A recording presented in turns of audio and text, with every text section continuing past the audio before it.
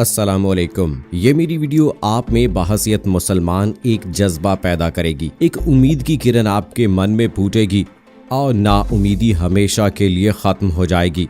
अल्लाह की मदद आन पहुंची है और यहूदो नसारा की सफ़ों में वही बेचैनी फैल चुकी है जो आज से कई सदियां पहले तुर्काई कबीले ने अल्लाह की मदद व नुसरत से फैलाई थी। इसराइल, यूनान, अमेरिका और यूरोप पूरे में अवामी राय, वहाँ की हुकूमतें और मीडिया सिर्फ और सिर्फ एक ही मुल्क की बात कर रहा है और वो है तुर्की।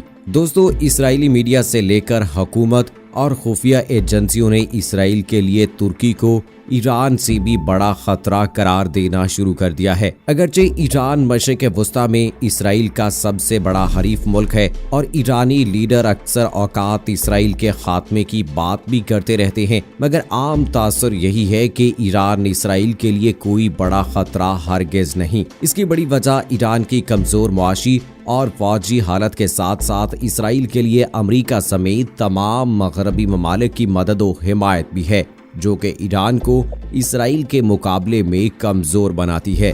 ताहम अब मशरिक़ वस्ता में इसराइल के सामने तुर्की जैसे एक ऐसे इस्लामी मुल्क का खतरा आ खड़ा हुआ है कि जिसे ना तो आसानी से निगला जा सकता है और ना ही इसको थूका जा सकता है। तुर्क सदर रजब तैयब एर्दोगान ने बैतुल मक़दस की आज़ादी और फ़लस्तीनी रियासत के क़याम के लिए ऐसी चाल चली है कि इसराइल से लेकर अमेरिका तक सब हाय हाय कर उठे हैं। और तो और इसराइल की तरफ से तो ये तक कह दिया गया है कि अमेरिका समेत यूरोपीय ममालिक को तुर्की के खिलाफ हंगामी और फौरी इक़दामात उठाने होंगे, वरना बहुत देर हो जाएगी। आखिर तुर्की किस तरह कई दहाइयों से पिटती हुई मुस्लिम उम्मा के लिए नजात दहिंदा बन चुका है, ये सब कुछ मैं आपको अपनी इस वीडियो में बताऊंगा। मज़ीद तफसील में जाने से पहले आपको बताता चलूं कि आप देख रहे हैं अपनी दुनिया टीवी। वीडियो को व्हाट्सएप, फेसबुक और दीगर सोशल मीडिया पे जरूर शेयर करें। लाइक करने के साथ साथ हमारे चैनल को भी सब्सक्राइब करें, साथ में घंटी के निशान को दबाना मत भूलें। कमेंट बॉक्स में पाकिस्तान जिंदाबाद, पाक फौज जिंदाबाद, ISI के गुमनाम हीरोज को सलाम और कश्मीर बनेगा पाकिस्तान का नारा जरूर कमेंट कीजिएगा।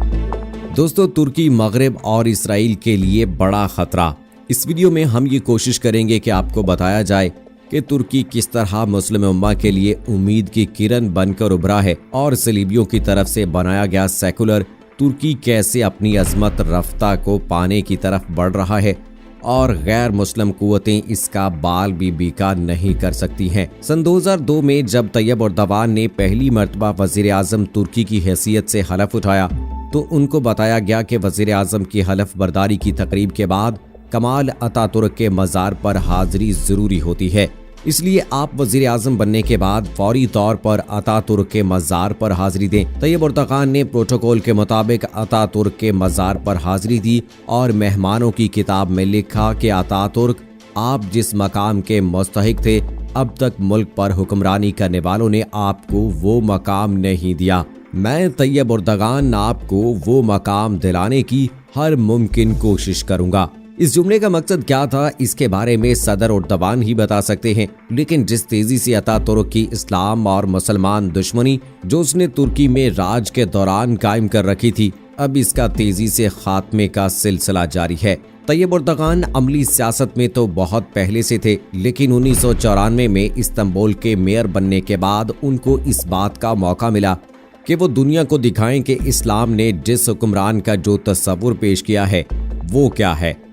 अब सूरत हाल ये है कि एर्दोगान जहां भी कदम रखते हैं वहां वो पूरी संजीदगी से काम करते हैं और अल्लाह इन पर खास करम करते हुए उनको कामयाबी से हमकनार कर रहा है। अंकारा से मौसूल होने वाली अनातोलिया खबर एजेंसी की रिपोर्ट के मुताबिक तुर्क सदर रजब तैयब एर्दोगान ने तुर्की की तारीख में गैस के सबसे बड़े ज़खायर दरियाफ्त होने का ऐलान कर दिया है। मशरक़ी बहिरा रूम में तुर्की और यूनान के दरमियान मुतनाज़ा पानियों में कुदरती गैस और तेल की तलाश जारी है। तुर्क बहरिया की सिक्योरिटी में तुर्की का बहरी जहाज मशरकी बहिरा रूम के जिन इलाकों में गैस और तेल दरियाफ्त कर रहा है, इन पर यूनान और कब्रस को एतराज है कि वो इनके इलाके हैं। तुर्की का कहना है कि ये समंदरी इलाका उसकी मलकियत है और वो पानियों में अपने हकूक, मफादात और ताल्लुकात का दिफा करना जानता है। यूरोपीय ममालिक खासकर फ्रांस तुर्की के खिलाफ लीबिया से लेकर यूनान तनाज़े तक बहुत एक्टिव हो चुका है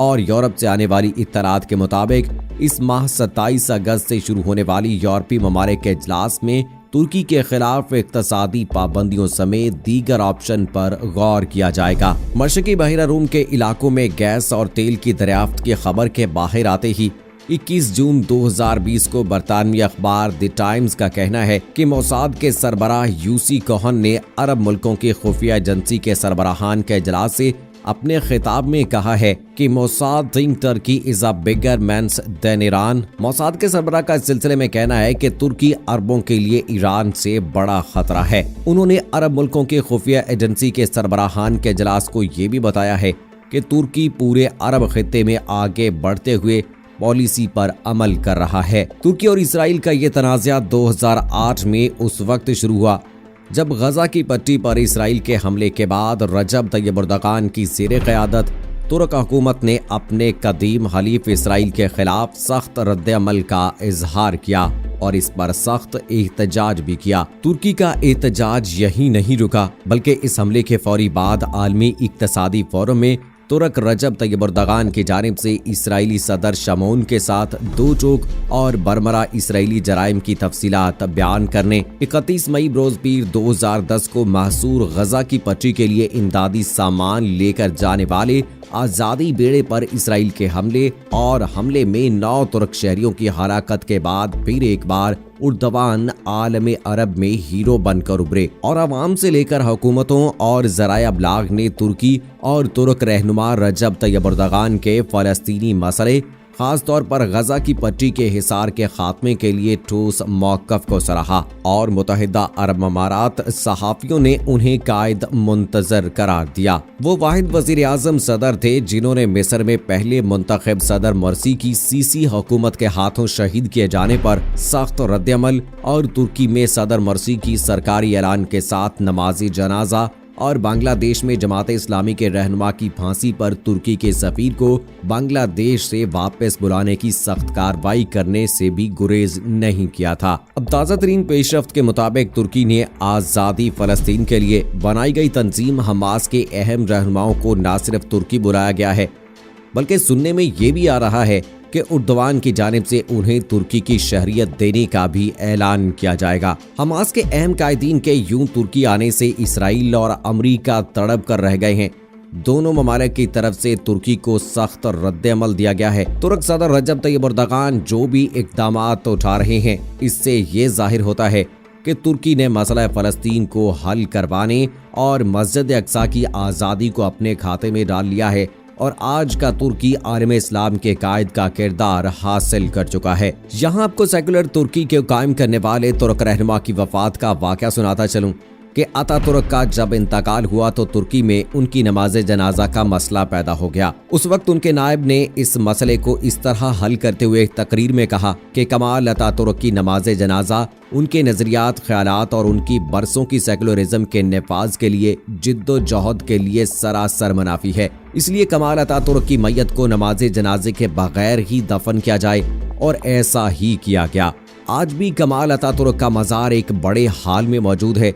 इस हाल में सरकारी तौर पर अतातुर्क के लिए दुआए मगफरत करना मना है और हाल की दीवारों पर ये हिदायत जिल्ली हरूफ में लिखी हुई है कि यहाँ दुआए मगफरत करना मना है। तैयब एर्दोगान ने दुरुस्त कहा कि अतातुर्क को तुर्की के हुक्मरानों ने समझा ही नहीं था और वो मकाम और मर्तबा जो उसको आज दुनिया में हासिल है वो एक गैर मुस्लिम और यहूदी थिंक टैंक के रुकन का ही हो सकता है। इसराइल आज अपनी बका की जंग लड़ रहा है जिसमें इसकी मौत यकीनी है। तुर्की ने ऐन वक्त पर दुनिया की बड़ी ताकतों के दरमियान कशीदगी का फायदा उठाते हुए इस्लाम की अजमत रफ्ता की बहाली और सरबुलंदी से लेकर आज़ाद फ़लस्तीन और बैतुल मक़दस में नमाज अदा करने का न सिर्फ ऐलान किया बल्कि इस पर अमल दरामद भी शुरू कर दिया है। समंदर में दरियाफ्त होने वाले गैस के वज़ीर ज़खायर हों या अर्तगरल ड्रामे के जरिए पूरे आलम इस्लाम में खिलाफत उस्मानिया की अजमत को बोलबाला होना हो, ये तमाम ऐसी निशानियां हैं जिससे जाहिर होता है कि अल्लाह की गैबी मदद आन पहुंची है और वो वक्त दूर नहीं जब मस्जिद अक्सा में एर्दोगान समेत पूरी मुस्लिम उम्मा नमाज अदा करेगी इंशाअल्लाह। सो दोस्तों, इस हवाले से आप क्या कहना चाहते हैं? तुर्की के इन इक़दामात के हवाले से आपकी क्या राय है? कमेंट सेक्शन में हमें ज़रूर बताइएगा। मुझे अगली वीडियो तक इजाज़त दीजिए। फ़ी अमानिल्लाह।